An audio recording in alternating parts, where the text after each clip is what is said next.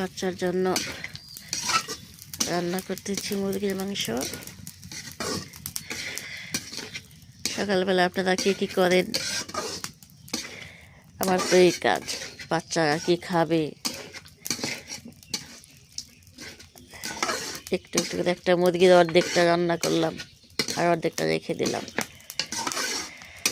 আসলে সংসারটা একটু হিসেবে হতে হয় তো, তাই 5 মুরগিও একা খাওয়া যায়, আবার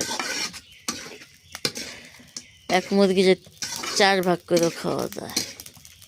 দিন থাকে না, দিন তো যারা বেশি খায় তাদের দিনও চলে যায়, যারা কম খায় তাদের দিনও চলে যায়। তবে আল্লাহ যখন যারা যেরকম রাখে সেটা নিয়ে খুশি থাকা